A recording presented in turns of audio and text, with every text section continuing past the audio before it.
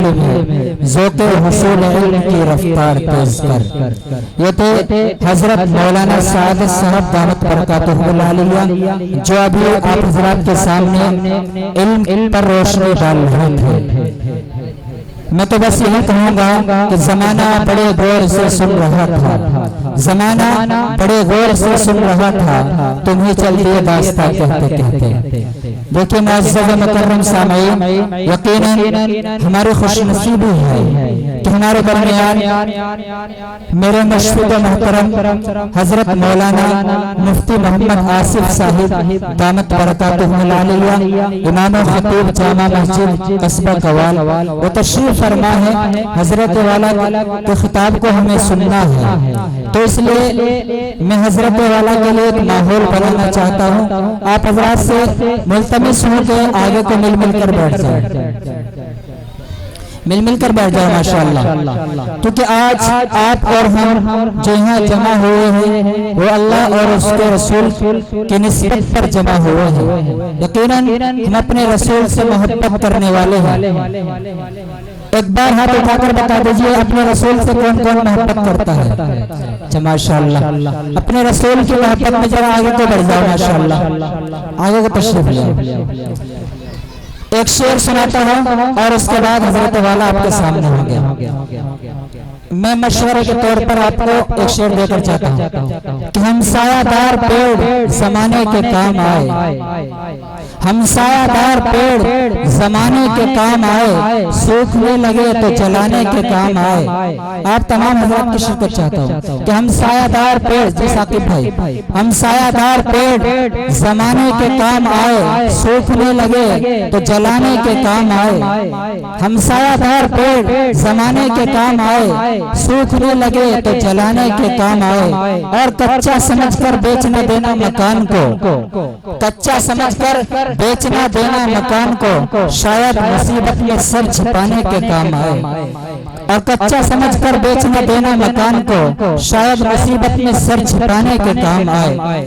اور تلوار کی میان کو کبھی پھینکنا مت، تلوار کی میان کو کبھی پھینکنا مت، ممکن ہے دشمن کو ڈرانے کے کام آئے۔ آئیے ہمارے درمیان تشریف فرما ہے حضرت مولانا مفتی محمد آصف صاحب دامت برکاتہ العالیہ۔ میں حضرت والا سے نہایت ہی ادب و احترام کے ساتھ التماس کر رہا ہوں کہ حضرت والا منبر نور پر جلوہ افروز ہو کر اپنی قیمتی باتوں سے، قیمتی نصائح سے ہم تمام سامعین کو مستفیض فرمائے۔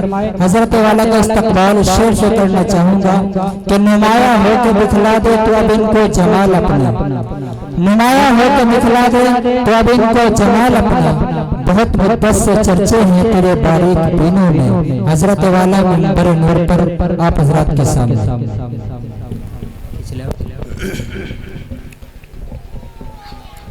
بسم اللہ الرحمن الرحیم، نحمدہ ونصلی علی رسولہ الکریم، اما بعد، قال اللہ تبارک و تعالی فی القرآن المجید والفرقان الحمید، اعوذ باللہ من الشیطان الرجیم، بسم اللہ الرحمن الرحیم، من عمل صالحا من ذکر او انثى وهو مؤمن فلنحيينه حياة طيبة ولنجزينهم أجرهم بأحسن ما كانوا يعملون، صدق اللہ العظیم۔ اسٹیج پر تشریف فرما علماء کرام اور پردہ نشین ماں و بہنوں اور میرے عزیز ساتھیوں، اصل بیان تو حضرت اقدس مولانا محمد ابرار الحق قاسمی کا ہونا تھا، لیکن درمیان میں مجھے حائل کر دیا گیا کچھ لمحے کے لیے آپ کے درمیان میں کہ ہر شیشہ ٹوٹ جاتا ہے پتھر کی چوٹ سے، ہر شیشہ ٹوٹ جاتا ہے پتھر کی چوٹ سے، وہ شیشہ تلاش کر جو پتھر ہی توڑ دے۔ سجدوں کو تیرے کیا ہوا صدیہ گزر گئی، سجدوں کو تیرے کیا ہوا صدیہ گزر گئی، دنیا تیری بدل دے وہ سجدہ تلاش کر۔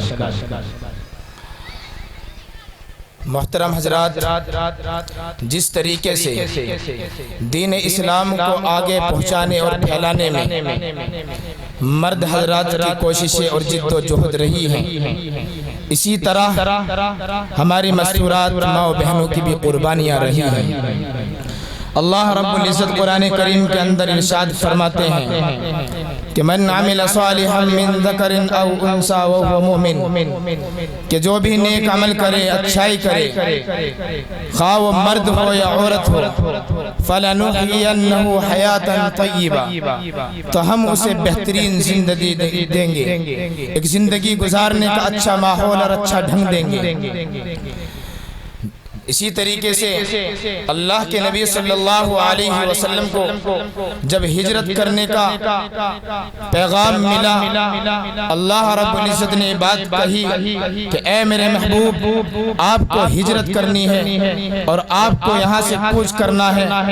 چنانچہ اللہ کے پیارے حبیب صلی اللہ علیہ وسلم اپنے محبوب دوست اور صادق دوست کے پاس حضرت ابو بکر صدیق رضی اللہ تعالیٰ عنہ کے پاس تشریف لے گئے اور مشورہ کیا کہ ابو بکر، اللہ کی طرف سے پیغام ہے، اللہ کی طرف سے منادی ہے کہ مجھے ہجرت کرنی ہے اور میں چاہتا ہوں کہ میں ہجرت کروں، میں جاؤں، لیکن آپ بھی میرے ساتھ چلیں۔ چنانچہ حضرت ابو بکر صدیق رضی اللہ تعالیٰ عنہ نے کہا، یا رسول اللہ صلی اللہ علیہ وسلم، آپ پر میری جان بھی قربان ہے، میرا مال بھی قربان ہے، میری اولاد بھی قربان ہے، اور میں تیار ہوں، میں اس میں کچھ بھی تاخیر کرنے کے لیے تیار نہیں ہوں۔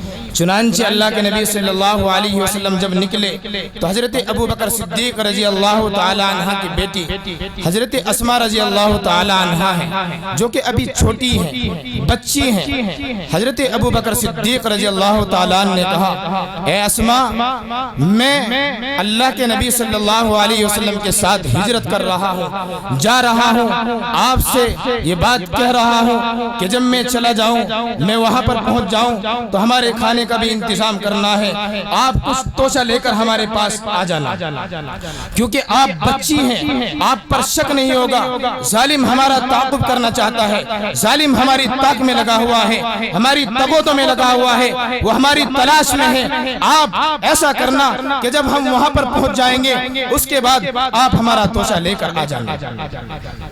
چنانچہ پیاری چھوٹی اسماء، حضرت اسماء رضی اللہ تعالی عنہ، آپ صلی اللہ علیہ وسلم اور اپنے والد حضرت ابو بکر صدیق رضی اللہ تعالی عنہ کے لیے توشہ لے کر پہنچی۔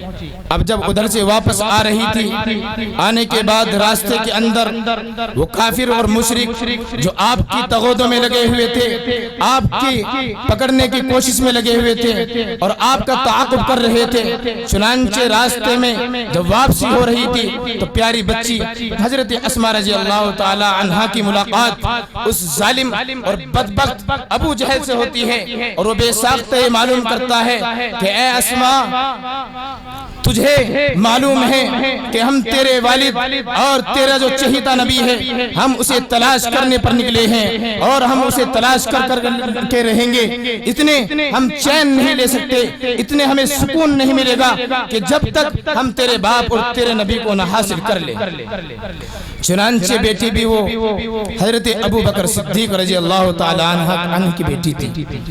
عامتاً ایسی بیٹی نہیں ہوتی۔ میرے بھائی اور دوستو، اس بیٹی نے کیا کہا سنیے ذرا کان کھول کر کہ ابو جہل، تو مجھ سے کوئی بھی اس کے بارے میں نہیں معلوم کر سکتا، اور اگر معلوم کرتا ہے تو میں بتا نہیں سکتی۔ چنانچہ ابو جہل کو غصہ آنا تھا، اور غصہ آیا، فوراً پیاری بچی حضرت اسماء رضی اللہ تعالی عنہ کے تماچا مارا، ایک رہپٹ مارا، اور ایسی زور سے مارا کہ فوراً پتھر کی چٹان میں لگتی ہے اور ان کا سر زخمی ہو جاتا ہے، اور کہتی ہیں اے ابو جہل، تو مجھے شہید شہید تو کر سکتا ہے, تو مجھے مار تو سکتا ہے, تو میری بوٹی بوٹی تو کچل سکتا ہے, تو میرا خون تو کر سکتا ہے, لیکن اے ابو جہل تو یاد رکھ میں اپنے والد اور اللہ کے نبی صلی اللہ علیہ وسلم کی جان کو تیرے حوالے نہیں کر سکتی, کیونکہ وہ دو جہاں کے سردار ہیں. او ابو جہل میں تجھے نہیں بتا سکتی, ہاں تو مجھے مار سکتا ہے. میری ماں بہنوں ذرا غور سے سنو, ہاں دین اسلام کو پھیلانے میں عورتوں کی بھی جد و جہد اور عورتوں کی بھی کوشش رہی ہے, لیکن آج ہماری مائیں بہنیں ہیں, آج ہم اور آپ ہیں کہ دین سے غفلت ہے, دین سے دوری ہے, دین سے بیزاری ہے, دین کا پاس و لحاظ نہیں رہا ہے. چنانچہ حضرت بایزید بستانوی رحمت اللہ علیہ کے بارے میں یہ بات ملتی ہے, کتابوں کا جب مطالعہ کرتے ہیں تو یہ بات صراحتاً آتی ہے کہ حضرت بایزید بستانوی رحمت اللہ علیہ کے والد بچپن میں ہی ان کا انتقال کر گئے تھے. اب والدہ کو بڑی فکر تھی کہ میرا جو بایزید ہے اس کی میں کیسے تربیت کروں اور میں اسے کیسے پروان چڑھاؤں, کیسے اللہ کا پیارا بناؤں اور کیسے اسے وہاں تک پہنچاؤں کہ جس سے اللہ راضی ہو جائیں. چنانچہ ابھی بایزید چھوٹے ہیں, بچے ہیں, جب کچھ سمجھدار ہوتے ہیں تو کسی سے مشورہ کرتی ہیں کہ میں اپنے اس بچے کی صحیح تربیت چاہتی ہوں, میں اسے چاہتی ہوں کہ قال الرسول اور قال اللہ کے گنگنانے والا بنے, یہ اللہ کی پیغام کو, اللہ کی دعوت کو عام اور تام کرنے والا بنے اور اللہ کے پیغام کو ساری دنیا کے اندر اجاگر کرنے والا بنے.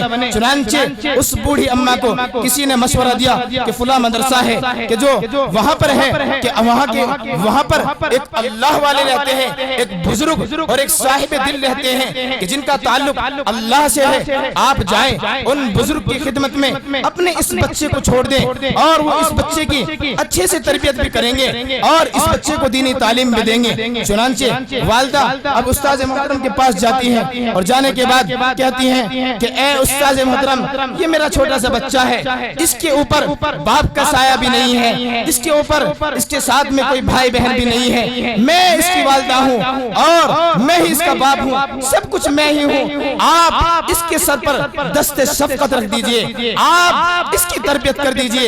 ایک دن ہوگا میں اسے چھوڑ کر جا رہی ہوں, اس کا دل کرے گا کہ میں اپنی والدہ سے ملاقات کروں, میں اپنے گھر جاؤں, میں اس کے ابا کو بھی یاد آئے گی, لیکن اے استاذ محترم آپ ایسی خطا نہ کرنا, آپ ایسی غلطی نہ کرنا کہ آپ اسے رخصت دے دیں, آپ اسے چھٹی دے دیں.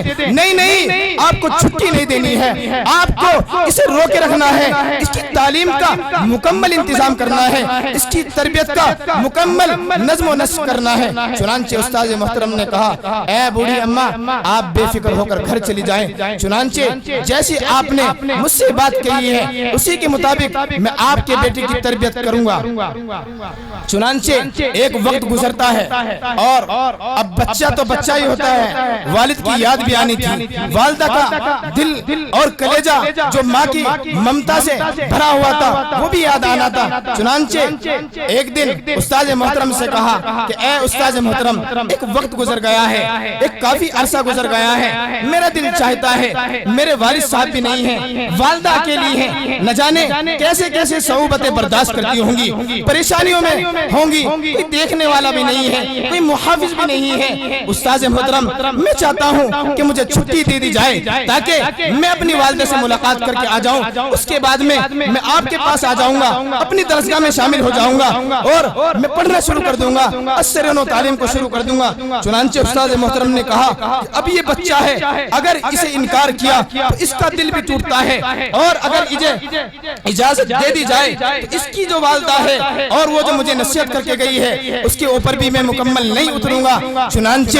اب ایسا کام کیا کہ اب اس بچے کو اتنا سبق دے دیا جائے تاکہ اس بچے کے اتنا سبق یاد نہ ہو اور اس کی بھی بات پوری ہو جائے اور ان کی بھی بات پوری ہو جائے. چنانچہ معمول سے زیادہ سبق دے دیا کہ جتنا روزمرہ سنانے کی عادت تھی کئی دن کا سبق دے دیا اور کہہ دیا کہ بیٹا یہ بات یاد رکھو کہ ہم آپ سے یہ شرط لگاتے ہیں, آپ کو ہم چھٹی تو دے دیں گے, آپ کو ہم گھر تو بھیج دیں گے, آپ اپنی والدہ سے ملاقات تو کر لیں گے, لیکن آپ ایک بات یہ یاد رکھیں کہ جب آپ اپنے گھر جانے کو کہہ رہے ہیں تو آپ کو ہم یہ سبق دیتے ہیں. چنانچہ اتنا زیادہ سبق تھا کہ وہ یاد نہ ہو سکے, لیکن حضرت بایزید بستانی رحمۃ اللہ علیہ کے بارے میں آتا ہے کہ اللہ والوں میں اور اولیاء اللہ میں ان کا سب سے بڑا مقام ہے۔ چنانچہ اب مصلی بچھایا اللہ کے سامنے اور ہاتھ پھیلائے، 2 رکعت پڑھی اور کہا اے اللہ میں تجھ سے اپنی ماں کی محبت کا سوال کرتا ہوں، اے اللہ میں کوئی ناجائز سوال نہیں کرتا، میں کوئی ناجائز بات نہیں کرتا، میں صرف آپ سے درخواست کرتا ہوں، دعا اس لیے کر رہا ہوں، دل چاہ رہا ہے کہ ماں سے ملاقات کروں، ماں کے پاس جاؤں۔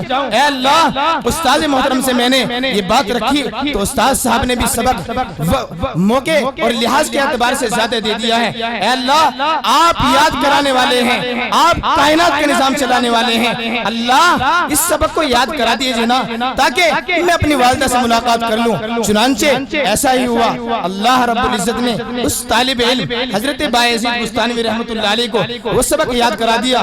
استاد کے پاس گئے تو استاد کو سنایا، استاد کو حیرت ہوئی، افسوس کہ اتنا سبق کہ جو سنا نہیں سکتا تھا ایسے کیسے سنا دیا۔ چنانچہ اب بات وعدہ کر رکھا تھا کہ ہاں اگر آپ نے اتنا سبق سنا دیا تو ہم آپ کو چھٹی دے دیں گے، آپ اپنی والدہ سے ملاقات کر لینا۔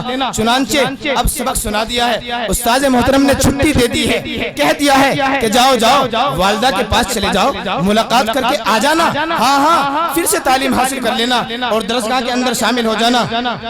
چنانچہ اب گھر کے لیے روانہ ہوئے ہیں، مدرسے کے دروازے سے نکل رہے ہیں، دل میں ارمان ہے، ایک امنگ ہے، خیالات ہیں، نئے جذبات انگڑائیاں لے رہے ہیں کہ آج والدہ کے پاس جاؤں گا، والد بھی نہیں ہے، مدت دراز ہو چکی ہے، وقت کافی گزر چکا ہے، والدہ سے ملاقات کروں گا اور کنڈی کھٹکھٹاؤں گا، والدہ کی پیٹھ کے پیچھے چھپ جاؤں گا، اور تاکہ والدہ کو یعنی محبت کی ممتا نظر آ رہی تھی اور کہہ رہے تھے۔ چنانچہ اب دروازے پر پہنچے اور کنڈی کھٹکھٹائی، سنیے ذرا واقعے کو توجہ کے ساتھ۔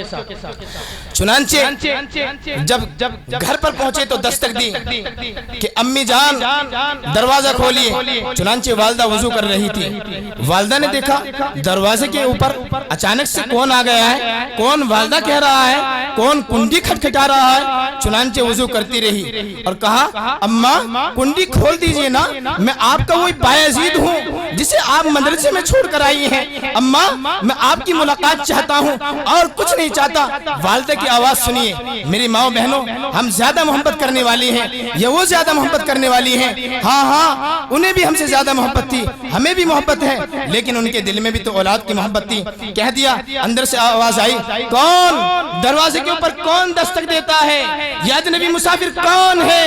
کہا اماں یہ مسافر نہیں ہے، یہ بایزید ہے، آپ کا بیٹا ہے، آپ سے ملاقات چاہتا ہے، آپ سے ملنا چاہتا ہے، آپ کنڈی کھول دیجئے نا، یہ بچہ اندر آنا چاہتا ہے۔ نہیں یہ بایزید ہو نہیں سکتا، یہ کون بایزید ہے؟ ہمارا بایزید تو اللہ کے راستے میں گیا ہے، ہم نے تو اسے اللہ کے حوالے کر دیا ہے۔ نہیں جب تک وہ اللہ کا ولی بن کر نہ آئے وہ ہمارا بایزید ہو ہی نہیں سکتا، آپ جائیں، آپ ہمارے بایزید نہیں ہیں۔ اب سمجھ گئے کہ والدہ نہیں چاہتی کہ میری انٹری ہو، میں اندر داخل ہوں، والدہ چاہتی ہے کہ میں کچھ بن جاؤں۔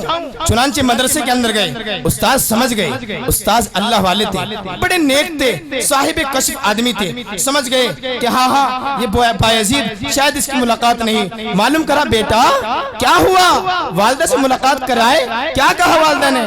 استاد محترم والدہ نے اجازت نہیں دی، دروازے کے اوپر سے واپس آ گیا، دروازے پر کنڈی تو کھٹکھٹائی لیکن والدہ نے اجازت اندر آنے کی نہیں دی، اس لیے واپس چلا آیا۔ استاد محترم دل بہت مغموم ہے، پریشان ہے، دل رنجیدہ ہے، لیکن آپ اب ایسا کریے نا، آپ میرے ساتھ وہ سلوک کریے جو والدہ چاہتی ہیں، آپ مجھے ایسا بنا دیجئے نا اور آپ میری ایسی تربیت کر دیجئے۔ چنانچہ ایک مدت گزری، ایک وقت گزرا اور اللہ سے خاص الخاص ان کا تعلق ہونے لگا، اللہ کے نبی صلی اللہ علیہ وسلم کے چہیتے بن گئے اور اللہ کے نبی صلی اللہ علیہ وسلم کے پیارے بن گئے اور وہ تعلق نصیب ہوا۔ تقریباً کتابوں کے اندر ملتا ہے کہ 18 سال کی عمر کے بعد یہ اپنے گھر لوٹے ہیں اور اس طریقے سے لوٹے کہ ایک وقت میں اللہ کے نبی صلی اللہ علیہ وسلم استاد محترم کے خواب میں آئے اور کہنے لگے کہ اے استاد محترم یہ بایزید جیسی اس کی والدہ چاہتی تھی ایسا یہ آج بن چکا ہے، آپ اس کے سر پر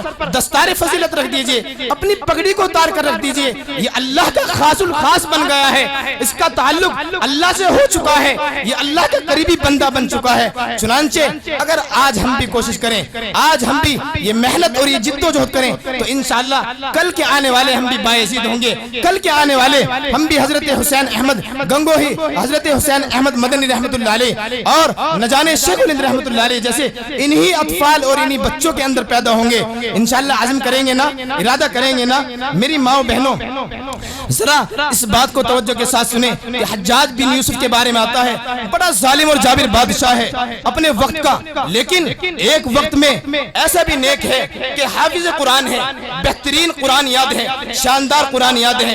10 پارے روایتوں کے اندر ملتی ہے بات کہ تقریباً تہجد کے اندر 10 پارے روزانہ معمول کے ساتھ پڑھا کرتا تھا, اور اتنا ظالم بھی تھا کہ 1 لاکھ سے زائد بے گناہوں کا قتل کیا ہے. چنانچہ ایک بوڑھی عورت ہے, ان کے بیٹے کو اس نے گرفتار کیا, گرفتار کرنے کے بعد اس کے اوپر ظلم کیا, اس کے اوپر جبر کیا. چنانچہ اب اس کی بوڑھی ماں آتی ہے اور کہتی ہے کہ حجاج, کیا تو اپنی بادشاہت پر گھمنڈ کرتا ہے؟ کیا تجھے اپنے اس طاقت اور اس پر گھمنڈ ہے, اپنی حکومت کے اوپر تجھے نشہ ہے؟ حجاج یاد رکھ, کیا سی علمی گفتگو ہوگی. حجاج کو یہ دھمکی دی کہ اے حجاج یاد رکھ کہ جس طریقے سے اللہ تبارک و تعالیٰ نے قرآن کریم کے 30 پاروں کے اندر سے 30 پاروں میں شروع کے جو 15 پارے ہیں ان کے اندر سے لفظ کلا کو مٹھا رکھا ہے, اسے ختم کر رکھا ہے. اگر تو اپنی اس سرکشی سے باز نہ آیا, اپنے اس ظلم سے باز نہ آیا, حجاج یاد رکھ کہ اللہ تبارک و تعالیٰ تجھے بھی اسی طریقے سے صفایا کر دے گا, دنیا سے تیرا خاتمہ کر دے گا. چنانچہ حجاج بھی بڑا بہترین حافظ تھا. اب اس نے نگاہ دوڑانی شروع کری اور قرآن کریم کے اندر نگاہ دوڑائی تو اس کو شروع کے 15 پاروں کے اندر لفظ کلا نہیں ملتا, اور کہتا ہے کہ اے عورت ذات, آج تجھے تیرے علم نے بچا لیا ہے, آج تجھے تیرے حافظے کی قوی نے بچا لیا ہے, تیرا حافظہ اتنا مضبوط ہے, تو اتنی بہترین حافظہ قرآن ہے. اگر شروع کے 15 پاروں کے اندر لفظ کلا مل جاتا تو میں تیری گردن کو ابھی مار دیتا, میں تجھے ختم کر دیتا. اس سے پتہ چلتا ہے کہ ہماری ماں و بہنوں کے اندر بھی کتنا علم ہوا کرتا تھا, کتنا بہترین ان کا انداز ہوا کرتا تھا کہ قرآن کریم کی کیا بہترین اور شاندار حافظہ ہوا کرتی تھی, اور وقت کا بادشاہ بھی کیسا حافظ تھا. چنانچہ حضرت عبداللہ ابن مبارک رحمت اللہ علیہ کے بارے میں آتا ہے کہ ایک مرتبہ وہ کہتے ہیں کہ میں ایک جگہ سفر کر رہا تھا, اچانک سے میں تھک کر ایک درخت کے نیچے اس کے سائے میں آرام کرنے لگا, اور میں نے چاہا کہ میں آرام کروں. ابھی میں آرام ہی کر رہا تھا, چنانچہ ادھر سے ایک سوار میرے پاس آیا, میرے نزدیک آیا. میں نے اس سے معلوم کرا آپ کون ہو, سنیے آپ کون ہو. ادھر سے جواب آیا سلام قولا من رب الرحیم. میں سمجھ گیا کہ یہ عورت کی آواز ہے. عبداللہ ابن مبارک رحمت اللہ علیہ کہتے ہیں کہ میں سمجھ گیا یہ عورت ہے. میں نے کہا کہ آپ یہاں کیسے ہیں؟ فرمایا, انہوں نے جواب دیا کہ وَأَتِمُّ الْحَجَّ وَالْعُمْرَةَ لِلَّهِ, کہ میں حج اور عمرے کو پورا کر کے آ رہی ہوں. میں سمجھ گیا. حضرت عبداللہ فرماتے ہیں کہ یہ عمرہ کر کے آ رہی ہیں. میں نے ان سے معلوم کرا کہ آپ یہاں تنے تنہا اس بیابان میں, اس جنگل کے اندر, اس پیڑ کے سائے میں آرام کر رہا تھا. آپ کے ساتھ کوئی مرد بھی نہیں ہے, کوئی بچہ بھی نہیں ہے, آپ حج اور عمرہ کر کے آ رہی ہیں, ایسے کیا ہوا, یہ ماجرا کیا ہے؟ انہوں نے فرمایا مَن يُضْلِلِ اللَّهُ فَلَا هَادِيَ لَهُ. میں سمجھ گیا.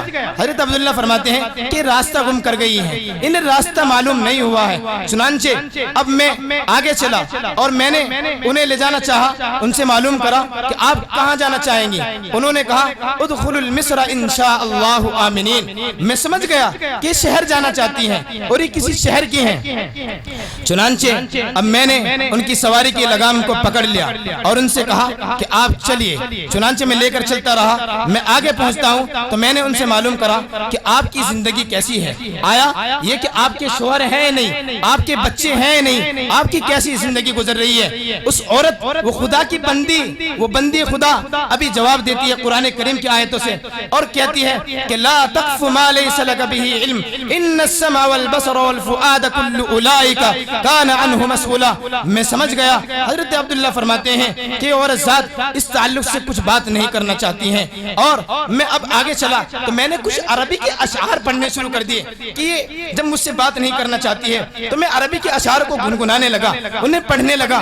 چنانچہ میں آگے چلتا ہوں اور جب چلتا ہوں تو ادھر سے آواز آئی کہ فَقْرَؤُوا مَا تَيَسَّرَ مِنَ الْقُرْآنِ, اگر آپ کو کچھ پڑھنا ہی ہے, آپ کو کچھ گنگنانا ہے, آپ قرآن پڑھیے نا, آپ قرآن کی تعلیم کیجئے, آپ قرآن کی تلاوت کیجئے. چنانچہ میں آگے چلا اور میں قرآن کریم پڑھتا رہا. میں نے ان سے معلوم کرا کہ یہاں کیا ہے, آپ کو کس سے ملاقات کرنی ہے. انہوں نے کہا المال والبنون زینت الحیات الدنیا.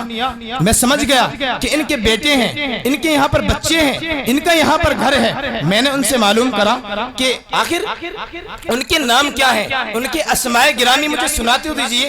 انہوں نے فرمایا ابراہیم و اسماعیل و اسحاق, کہ وہ ابراہیم ہیں, اسماعیل ہیں, اسحاق ہیں. کہ میں سمجھ گیا. چنانچہ میں آگے پہنچتا ہوں. آگے پہنچنے کے بعد میں ایسے دروازے پر پہنچا. میں نے جو کنڈی کھٹکھٹائی, ایسے نوجوان, ایسے خوبصورت.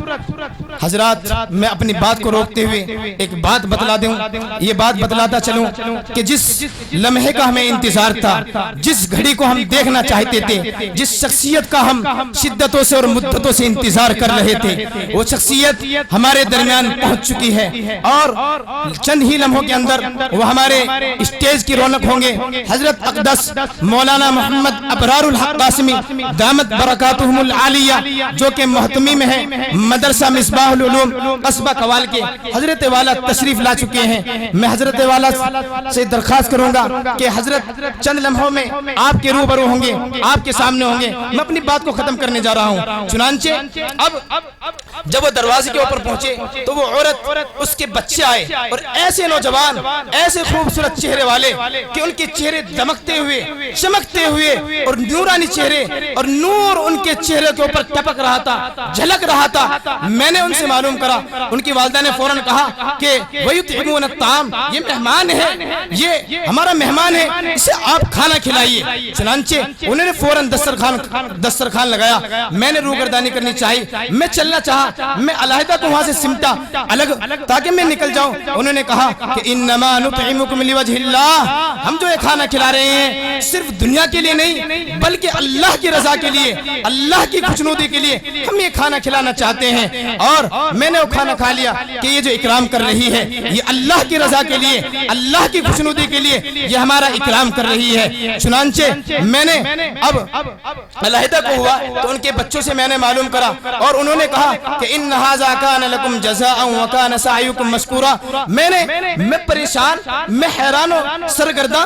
میں نے ان کے بچوں سے معلوم کیا, اے بچوں آپ کی جو والدہ ہے, میں ایک سفر کے اندر تھا, میں اچانک کہیں کسی درخت کے نیچے آرام کر رہا تھا, آپ کی والدہ آئی, میں نہیں جانتا, لیکن جب سے میں ان سے بات کر رہا ہوں, جب سے مجھ سے گفتگو کر رہی ہیں, انہوں نے کوئی بھی لفظ ایسا نہیں نکالا اپنی زبان سے جو قرآن کریم کے علاوہ ہو, قرآن کریم کے سے علیحدہ ہو, قرآن کریم سے ہٹ کر ہو. نہیں بلکہ قرآن کریم سے بات کر رہی ہیں. میں پریشان ہوں, میں بھی وقت کا محدث ہوں, حدیثیں مجھے یاد ہیں, حافظ قرآن ہوں, لیکن اے بچوں آپ کی والدہ کے کیا معاملہ ہے؟ انہوں نے فرمایا اے محدث کبیر, اے وقت کے اللہ والے, بات یہ ہے دراصل ہماری والدہ شاندار حافظہ قرآن ہیں اور یہ عالمہ ہیں اور حدیثوں کی حافظہ ہیں, ان کے حدیثیں بھی یاد ہیں.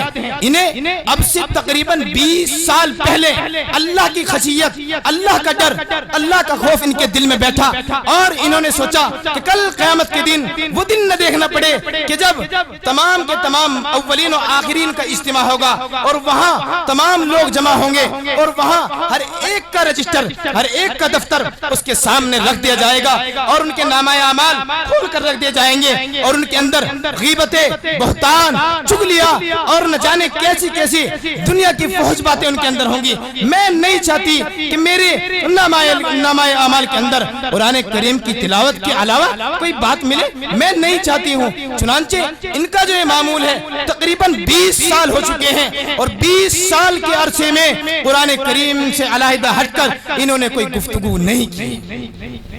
میری ماں و بہنوں، ذرا ہم اپنے گروبانے میں جھانکیں اور دیکھیں کہ ہم کس طریقے سے اپنی گفتگو رات دن ہمارے فلمی ڈراموں اور نہ جانے کیسی کیسی فحش باتیں، غیبتیں، چغلیاں، بہتان، ایک ہماری مائیں بہنیں ہیں کہ کل قیامت کے دن ہم تمام وہاں جمع ہوں گے، اور ایک میں ہوں، آپ ہیں، ایک وہ ہے، وہ بھی تو ایک عورت ہے، عورت ذات ہے، کہ کس طریقے سے انہوں نے عزم کیا، ارادہ کیا۔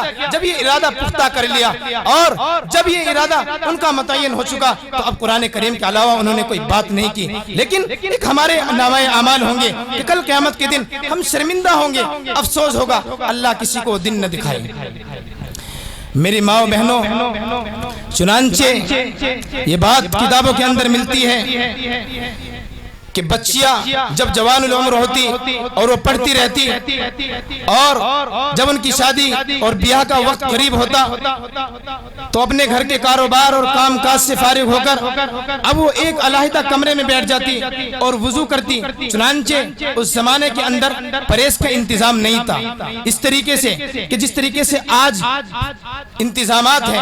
چنانچہ یہ بات ملتی ہے کہ وضو کرتی اور اپنے مکان کے ایک کنارے کے اندر، ایک گوشے کے اندر وہ تشریف لے جاتی اور وضو کر کر قرآن کریم کی تلاوت اور قرآن کریم کے نسخے کو لکھنا شروع کرتی، اور جب لکھتے لکھتے وہ مکمل ہو جاتا اور اس بچی کی عمر ہو جاتی، اب اس کے والدین یہ کام کرتے کہ اب اسے سنہری جلد کے اندر اسے شامل کراتے، اور جب اس بچی کا رخصتی کا موقع ہوتا، وقت ہوتا، تو اس بچی کے جہیز کے اندر، اس بچی کے بیاہ کے موقع پر اس بچی کو وہ قرآن کہ جو قرآن کریم کا نسخہ اس بچی نے اپنے ہاتھوں سے لکھا ہے، اپنے ہاتھوں سے جس کی کتابت کی ہے، اسے لکھتی اور اسے اس کے والدین اس کے ساتھ حوالے کر دیتے۔ میری ماں و بہنوں، ہمیں بھی چاہیے کہ ہم بھی ایسی کوشش کریں، ایسی جد و جہد کریں کہ تاکہ اس سے دو فائدے ہوئے۔ ایک تو یہ کہ قرآن کریم کے نسخے میں اضافہ ہوا اور قرآن کریم اور ان کا وقت بھی لایانی باتوں سے بچا اور بیکار اور فضول باتوں سے بچا، اور وہ صحیح کام کے اندر مشغول ہو گئی، اور قرآن کریم کے جو نسخے ہیں وہ بھی آگے پہنچے، اور اسی طریقے سے وہ چلتے اور بڑھتے رہے۔ آج بھی اگر ہم یہ کوشش کریں کہ ہم بھی قرآن کریم کی تلاوت کا اور قرآن کریم کی کتابت کا اس طریقے سے اہتمام کریں تو انشاءاللہ اس کے اندر خوب اضافہ ہوگا۔ اللہ رب العزت مجھے کہنے سننے کی برکت سے اور آپ تمام کو بھی عمل کرنے کی توفیق عطا فرمائے، آمین ثم آمین، وآخر الدعوانا ان الحمدللہ رب العالمین۔